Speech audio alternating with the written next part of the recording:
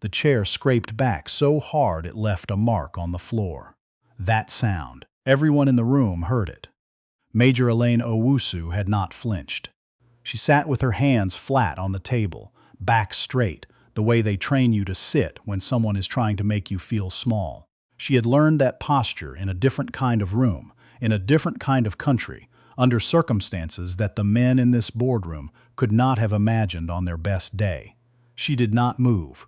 She let Colonel Whitfield, retired, consultant, the man whose name was on the letterhead of half the federal contracts in the building, scrape his chair back. She let him stand. She let him laugh. "This is the proposal you brought me," he said. He was not asking. He held the document with 2 fingers, like something he had found on the street. Have you ever watched a grown man decide a woman didn't belong in a room before she had finished her first sentence?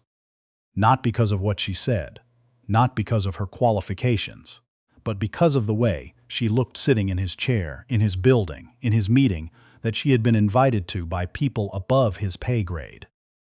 People he would never say no to, but people he could ignore by proxy, by making her feel so unwelcome that she would remove herself before the real conversation started. That is what Colonel Whitfield was doing. Elaine Owusu knew it. She had seen it before. Not here, not in Ottawa, not in a glass building with a view of the canal, but in places with no glass and no view, where the stakes were not a government contract, but whether she would make it back to the airport in one piece. She had survived those rooms. She would survive this one. Elaine had served 11 years with the Canadian Armed Forces, the last 4 of which were in a role that does not appear on her LinkedIn profile and that she is not permitted to describe in any detail in a public setting. What she can say, and what she has said in exactly 1 interview, published in a small magazine out of Toronto, that most people have never read, is this: she spent those years in places where the decisions made in rooms like this one had consequences that could not be undone by an apology email or a revised budget projection. She left the forces at 31. Not because they pushed her out, because she had a plan. The plan was Frontline Consult, a security advisory firm she built from a sublet office in Kanata, a laptop, and a contact list that most people in this industry would have paid money to access.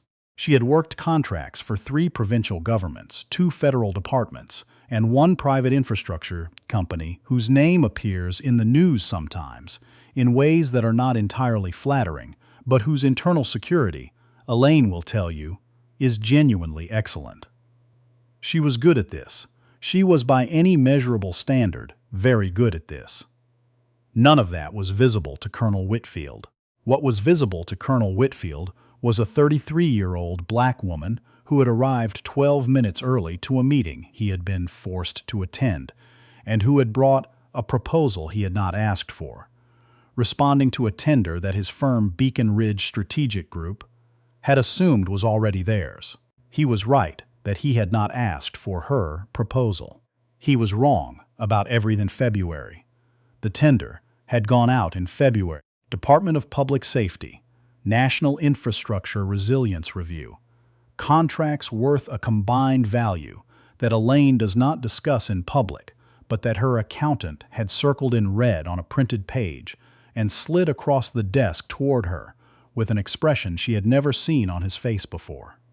She had spent 6 weeks on the submission, 6 weeks of 14-hour days, of pulling it in favors from contacts in 3 provinces, of writing and rewriting a framework that she believed, genuinely believed, not as a sales tactic, but as someone who had spent a decade learning what actually fails and why, was better than anything Beacon Ridge would put together. She had submitted it on the last day of the window. 3 weeks later, she received a call from a program director named Ms. Hutchins, a woman Elaine had never met, who introduced herself in a tone that suggested she was slightly uncomfortable making this call, informing her that her submission had been flagged as a top-tier response and that she was being invited to present to the review panel. The review panel included Colonel Whitfield. He had not been introduced to her before meeting. She had read his name in the briefing documents. She had looked him up. She knew his firm. She knew his record. She knew that he had been awarded the last 3 contracts of this type without a competitive process under a set of provisions that were currently the subject of a quiet inquiry that nobody in official Ottawa was talking about loudly yet. She had not mentioned that in her proposal. She had let the proposal speak for itself. The costing framework in Section 4, Colonel Whitfield said, still standing, still holding the document like an artifact of something he found distasteful, is based on assumptions that have not been stress-tested against real-world deployment scenarios. He said it the way you say something when you believe the person across from you will not know how to respond. Which assumptions, Elaine said. Not a question, a request for specificity. He blinked. I beg your pardon. Which assumptions in Section 4 are you concerned about? If you can identify them, I can walk you through the methodology. There were 4 other people in the room, Miss Hutchins, from the department, 2 analysts whose names Elaine had been given but had not yet heard anyone use, and a man named Mr. Finley, Senior Director, who had said nothing since the meeting began and who was, Elaine had noticed, watching Colonel Whitfield very carefully. Colonel Whitfield sat back down. He opened the document. He turned to Section 4. He read for a moment. And here is the thing you need to understand about this moment. He read in a way that suggested he was reading it for the first time. He had not read the proposal before the meeting. He had seen the name on the cover. He had made a decision. He had come here to perform a dismissal, not to conduct a review. And now he was looking at Section 4, which began with a stress testing framework derived from 3 separate field assessments, 2 of which Elaine had conducted personally in contexts she could not fully name, and he was trying to find the flaw he had announced before he had looked for it. He took a long time. The room was very quiet. The labor assumptions, he said finally. For a deployment of this scale, you're under-projecting personnel costs. Elaine had been waiting for this, not this specifically, but something in this category. Something that sounded authoritative from a distance but could not hold up to direct examination. The figure on page 22, she said, is the blended rate for a cross-functional team using the classification structure outlined in Appendix B. If you look at Appendix B, you'll see it accounts for both civilian and seconded personnel, which reduces the per-hour cost without reducing capacity. She paused. Would you like me to walk through Appendix B? He did not answer right away.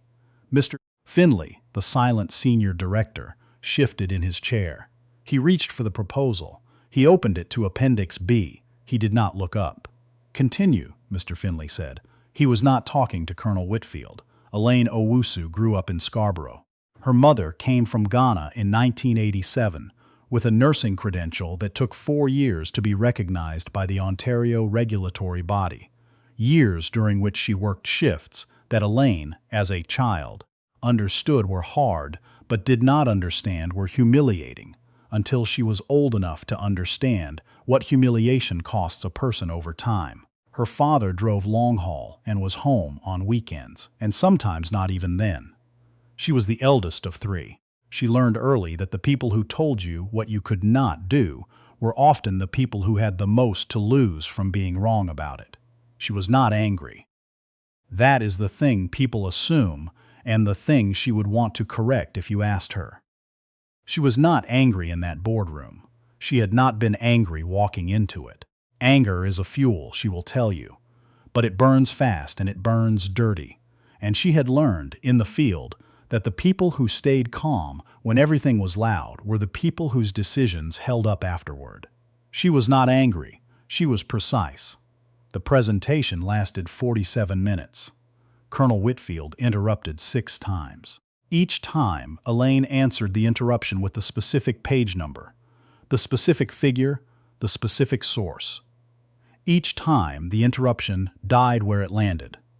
At minute 31, he tried a different approach. Your firm has no track record at this scale, he said. This was true in the narrow sense that Beacon Ridge had been awarded contracts at this scale, and Frontline Consult had not. It was not true in the sense that mattered. My firm has no track record at this contract value, Elaine said, because she was careful with language, because firms at my stage are not typically invited into processes at this level. This is, as I understand it, part of what the department's new supplier diversity initiative is intended to address. She looked at Ms. Hutchins when she said this, not at Colonel Whitfield. I'm happy to provide references from my existing government clients. 3 of them are in this building. Ms. Hutchins wrote something down. Colonel Whitfield did not try another interruption after that. The meeting ended at 11:43. Colonel Whitfield left without speaking to Elaine. He shook Mr. Finley's hand. He nodded at Miss Hutchins. He walked past Elaine the way you walk past furniture. She let him. Mr. Finley stopped at the door. The appendix work is strong, he said. Particularly the risk tiering in C and D. Thank you, Elaine said. We'll be in touch within the evaluation window. He paused. Which is 4 weeks for your reference. She thanked him again. She gathered her materials. She took the elevator down to the lobby, walked out into a March afternoon that was cold the way Ottawa is cold in March, which is a specific and committed kind of cold, and she stood on the sidewalk for a moment before she called her operations manager back in Kanata. How did it go? He said. It went, she said, which was true, and which was, for now, enough. The 4 weeks became 5. Elaine had been through waiting before. Waiting was a discipline. You did the work you could control, and you did not refresh your email every 40 minutes, or you tried not to. And when you failed, you at least failed privately. In the 3rd week, something happened that she had not anticipated. A piece appeared in a procurement watchdog newsletter, the kind of publication that has 12,000 subscribers and is read carefully by every person in federal contracting and ignored by everyone else. Noting that the Department of Public Safety's infrastructure resilience tender had received an unusual volume of competitive submissions, and that the review process had been extended to allow full evaluation of all top-tier proposals. The piece did not name any firms. It named the process as significant. Elaine read it twice. She forwarded it to her accountant without comment. He replied with a single sentence, I see it. 3 days later, Colonel Whitfield's firm issued a statement, unprompted, which is always the tell, reaffirming their qualifications and their long-standing relationship with the department and their commitment to the highest standards of national infrastructure security. She did not issue a statement. She did not have a communications team. She had an operations manager and a junior analyst and a contract administrator who worked Tuesdays and Thursdays. She was not playing that game because she did not have the pieces for it, and also because she did not believe the game was hers to play. Her game was the appendix. Her game was the risk tiering in C and D. She went back to work. The call came on a Tuesday, 6 weeks after the presentation. Ms. Hutchins again, same careful tone, but something different underneath it this time. Something that sounded like the discomfort had been replaced by something else. Mrs. Owusu, she said, I'm calling to let you know that the evaluation panel has concluded its review. Elaine was standing at her kitchen counter. She did not sit down. The panel's recommendation has been submitted to the Deputy Minister's office. I'm not able to share the specifics at this stage, but I wanted to let you know that your submission was ranked first across all evaluation criteria. The formal notification will come through the standard procurement channels, but I thought, Ms. Hutchins paused, I thought you should hear it from a person. Elaine did not say anything for a moment. Outside the window, Kanata was doing what Kanata does in April, which is try to decide whether it is still winter. There was snow on the grass and sun on the snow, and a kid across the street attempting to ride a bike through a puddle that was too deep for the bike. Thank you, Elaine said. I appreciate you calling. She meant it. The formal notification arrived 4 days later. The contract was awarded to Frontline Consult. The value was what the briefing documents had said. The scope was what Elaine had proposed in Section 1 and built out through 4 appendices. Colonel Whitfield's firm filed a process challenge with the department's Procurement Oversight Office 11 days after the award was announced. The challenge alleged irregularities in the evaluation timeline scoring-off methodology. The challenge was reviewed. It was denied. The denial cited the thoroughness of the evaluation record and the consistency of the scoring across all panel members. It noted, in language that is standard but that Elaine read carefully, that no evidence of procedural error had been identified. It did not reference the document that Colonel Whitfield had held with 2 fingers. It did not need to. Elaine did not give a statement when the contract was announced. She did not post on social media. She sent an email to her mother with the subject line that said only, "It worked."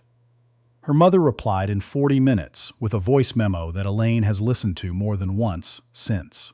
In the spring, a reporter from a procurement and policy journal called Elaine for a comment on the Supplier Diversity Initiative and whether competitive processes were delivering results. Elaine spoke for 12 minutes. She talked about the appendix methodology. She talked about risk tiering. She talked about what stress testing actually means when you have conducted it in conditions that a theoretical framework alone cannot reproduce. She did not mention Colonel Whitfield by name.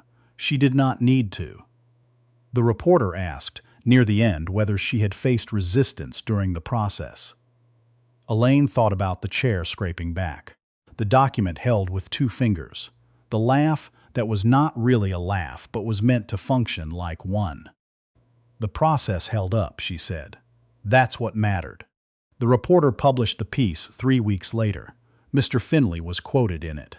He said, in the careful language of a senior director who knows exactly what he is saying and exactly how it will be read, that Frontline Consult had submitted one of the most technically rigorous proposals the department had received in recent memory. Elaine's operations manager printed the article and taped it to the wall of the Kanata office next to the whiteboard where they track active contracts.